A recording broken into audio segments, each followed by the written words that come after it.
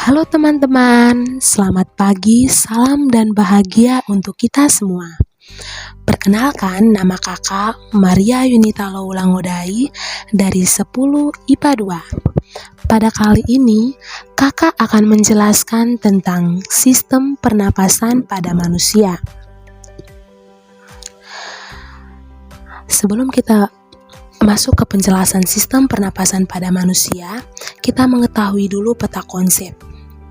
Di sini yang akan kita pelajari yang pertama ialah arti dari pernapasan atau respirasi. Yang kedua, kita akan belajar mengenai fungsi sistem pernapasan. Yang ketiga, kita akan belajar tentang alat pernapasan manusia. Dan yang terakhir, kita akan belajar tentang proses pernapasan pada manusia. Oke, yang pertama, kita harus terlebih dahulu mengetahui pernapasan atau respirasi. Baik teman-teman, pernapasan atau biasa disebut dengan respirasi yang dapat didefinisikan sebagai sebuah proses pengambilan O2 dan CO2 serta penggunaan energi yang ada di dalam tubuh dengan bantuan alat pernapasan.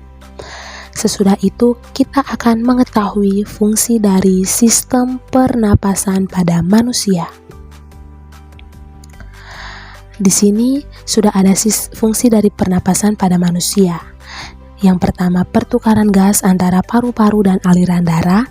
Yang kedua, menghirup dan menghembuskan udara atau bernapas. Yang ketiga, sebagai alat pertukaran gas antara aliran darah dan jaringan di dalam tubuh. Yang keempat, mencium bau. Dan yang terakhir, menciptakan suara.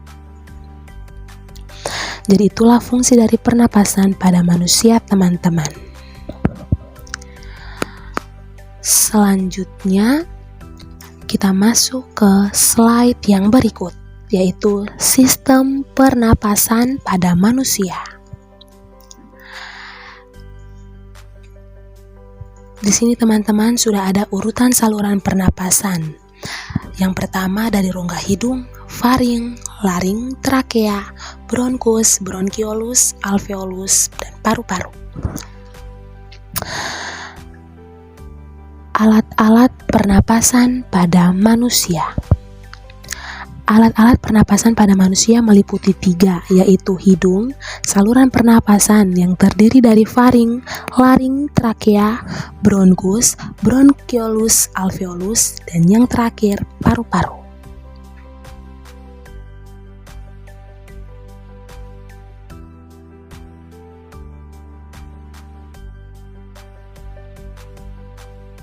Yang pertama, kita melihat rongga hidung. Udara yang berasal dari luar akan memasuki rongga hidung. Jadi di dalam rongga hidung yang berselaput ada kelenjar minyak dan juga kelenjar keringat. Selaput ini berfungsi untuk menangkap benda-benda asing yang masuk ke dalam saluran pernapasan. Di dalam rongga hidung juga ada rambut kecil dan tebal. Rambut-rambut ini memiliki fungsi untuk menyaring partikel kotoran-kotoran yang masuk ke dalam hidung bersama dengan udara. Selain itu juga konka yang memiliki fungsi untuk menghangatkan udara yang masuk ke dalam rongga hidung. Selanjutnya, alat pernapasan yang berikut, faring atau tenggorokan. Udara yang masuk dari rongga hidung akan melewati tenggorokan. Tenggorokan memiliki 2 cabang saluran, yaitu saluran pernapasan dan saluran pencernaan. Fungsi utama tenggorokan adalah menyediakan saluran untuk udara yang masuk dan juga keluar. Di tenggorokan juga ada pita suara, teman-teman. Pita suara ini berguna untuk menghasilkan suara.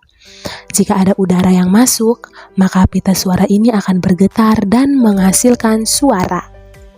Jadi teman-teman, jika seseorang makan sambil berbicara, hal itu bisa membahayakan karena makanan bisa masuk ke saluran pernapasan yang sedang terbuka. Tetapi saraf manusia bisa mengatur supaya menelan, bernapas, dan berbicara agar tidak terjadi dalam waktu yang bersamaan. Jika hal ini sering dilakukan, bisa menimbulkan gangguan kesehatan. Baik, selanjutnya alat pernapasan yang berikut ialah pangkal tenggorokan atau laring. Pangkal tenggorokan adalah organ pernapasan yang berbentuk seperti saluran dan dikelilingi oleh tulang rawan. Pangkal tenggorokan memiliki tulang rawan yang disebut dengan epiglottis. Tulang rawan ini ada di bagian pangkal laring. Pangkal tenggorokan juga diselimuti oleh membran yang bernama mukosa. Membran tersebut memiliki epitel berlapis yang cukup tebal dan ini berfungsi untuk menahan getaran-getaran suara sampai pada pangkal tenggorokan. Fungsi utamanya ialah sebagai tempat keluar masuknya udara dan juga tempat menghasilkan suara. Disinilah jantung terbentuk yang disusun oleh beberapa tulang rawan pangkal tenggorokan. Di dalam pangkal tenggorokan juga ada katup teman-teman. Jadi ketika kita sedang menelan makanan, katup pada pangkal tenggorokan akan menutup dan akan terbuka jika kita sedang bernafas. Oke, selanjutnya alat pernapasan yang berikut, trakea atau batang tenggorokan. Batang tenggorokan adalah organ yang berbentuk pipa dan terletak di sebagian leher sampai ke rongga dada. Dinding tenggorokan sangat tipis dan kaku dan ada di dalam rongga bersilia. Silia ini memiliki fungsi untuk menyaring benda-benda asing yang masuk melalui saluran pernapasan. Batang tenggorokan ada di depan kerongkongan teman-teman. Batang tenggorokan ini memiliki 2 cabang. Cabang dari tenggorokan itu akan bercabang-cabang lagi di dalam paru-paru dan menjadi saluran kecil yang disebut dengan bronkiolus. Pada bronkiolus ada gelembung-gelembung kecil yang disebut dengan gelembung paru-paru atau alveolus. Nah teman-teman, jadi bentuk trakea itu seperti ini teman-teman. Oke, yang berikut bronkus atau cabang batang tenggorokan. Fungsi dari cabang batang tenggorokan adalah menyediakan jalan untuk udara yang ingin masuk dan keluar dari paru-paru dan menuju paru-paru. Struktur dari batang tenggorokan miring dengan struktur batang tenggorokan. Yang membedakan hanya tulang rawan di cabang batang tenggorokan memiliki bentuk yang tidak teratur. Pada cabang tenggorokan juga ada cincin tulang rawan yang melingkar dengan baik. Cabang batang tenggorokan ini memiliki cabang-cabang lagi yang disebut dengan bronkiolus.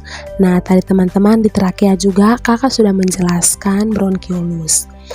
Tetapi sebentar lagi kita akan melihat lebih jauh tentang bronkiolus. Kita lanjut, batang tenggorokan ini memiliki 2 cabang, yaitu di cabang sebelah kiri dan kanan. Kedua cabang ini mengarah menuju paru-paru dan bercabang lagi. Cabang-cabang kecil yang masuk dalam paru-paru disebut dengan alveolus. Alveolus memiliki kapiler. Melalui kapiler-kapiler tersebut, oksigen dan udara menuju ke dalam darah. Selanjutnya, bronkiolus atau anak cabang tenggorokan.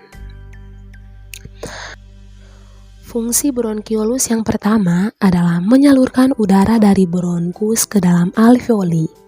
Seperti yang teman-teman ketahui bahwa proses pernapasan perlu melalui beberapa organ terlebih dahulu sampai akhirnya diterima oleh paru-paru.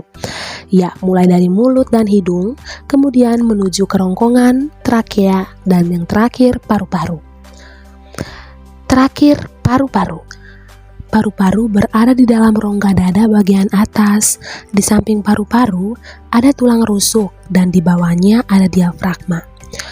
Paru-paru bagian kanan terdiri dari 3 lobus, sedangkan paru-paru kiri memiliki 2 lobus saja. Paru-paru diselimuti oleh selaput yang tipis. Teman-teman, di dalam paru-paru itu terdapat cabang dari bronkus, alveolus, dan pembuluh darah. Bronkiolus juga memiliki cabang-cabang lagi yang disebut dengan bronkiolus respirasi. Jadi, paru-paru itu ialah sebagai tempat pertukaran oksigen dan karbon dioksida, teman-teman. Baik teman-teman, kita masuk ke slide yang berikut tentang proses pernapasan pada manusia. Manusia memiliki dua mekanisme pernapasan, teman-teman. Ada pernapasan dada dan juga pernapasan perut. Lalu, bagaimana perbedaan keduanya? Berikut adalah penjelasan mekanisme pernapasan pada manusia. Kita lihat yang pertama, pernapasan dada.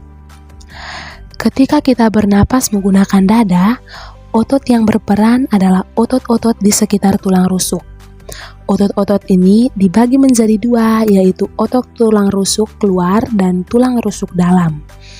Otot tulang rusuk luar memiliki peran untuk mengangkat tulang-tulang rusuk, sedangkan otot tulang rusuk dalam memiliki fungsi untuk menurunkan tulang rusuk ke posisi normal. Jika otot-otot pada tulang rusuk luar mengalami kontraksi, tulang rusuk akan terangkat sehingga volume di dada menjadi lebih besar. Hal ini akan menyebabkan tekanan di dalam rongga dada menjadi lebih kecil. Karena tekanan udara yang ada di dalam rongga dada mengecil, ini akan menyebabkan aliran udara masuk dari luar tubuh ke dalam tubuh. Proses ini disebut dengan inspirasi. Apabila kontraksi dari otot dalam tulang rusuk dan tulang rusuk kembali pada posisi semula, maka akan menyebabkan tekanan udara di dalam tubuh menjadi bertambah. Hal ini akan menimbulkan udara di dalam paru-paru tertekan dan rongga dada sehingga aliran udara akan terdorong keluar tubuh. Proses inilah yang disebut dengan ekspirasi. Jadi tadi ada penjelasan tentang proses inspirasi dan proses ekspirasi yang terjadi pada pernapasan dada. Oke teman-teman, selanjutnya kita masuk yang berikut tentang pernapasan pada perut. Pernapasan perut atau disebut juga dengan pernapasan diafragma ialah pernapasan yang menggunakan diafragma dan otot-otot dinding di rongga perut. Otot diafragma akan berkontraksi dan posisinya menjadi datar, teman-teman. Nah, hal ini menyebabkan volume rongga dada menjadi bertambah besar dan tekanan udara menjadi kecil. Karena tekanan udaranya yang rendah, paru-paru akan mengembang. Saat itulah terjadi masuknya udara ke paru-paru atau proses menghirup udara. Nah, teman-teman, sedangkan proses ekspirasi pada pernapasan perut terjadi jika otot diafragma menjadi rileks dan otot yang ada di dinding perut menjadi kontraksi. Hal ini akan menyebabkan bagian dalam rongga perut menjadi terdesak ke arah diafragma. Nah, hal ini akan menyebabkan posisi diafragma menjadi cekung ke arah rongga dada. Sebetulnya, manusia itu terlahir secara alamiah bernapas menggunakan diafragma, sehingga napas yang diambil bisa lebih dalam. Namun, seiring bertambahnya dengan usia, manusia tidak lagi melakukan kebiasaan bernapas menggunakan diafragma ini, teman-teman. Segala sesuatu kegiatan sehari-hari tanpa kita sadari memaksa kita untuk secara bertahap beralih ke pernapasan dada. Nah, jadi ketika bernapas dengan diafragma atau pernapasan perut ini akan mendorong pertukaran oksigen lebih maksimal dibandingkan pernapasan dada. Tidak heran bahwa pernapasan perut akan memperlambat detak jantung dan bisa menurunkan tekanan darah. Baik teman-teman, jadi tadi sedikit penjelasan dari kakak mengenai sistem pernapasan pada manusia. Di sini kakak sudah siapkan contoh soal untuk mengasah kemampuan teman-teman.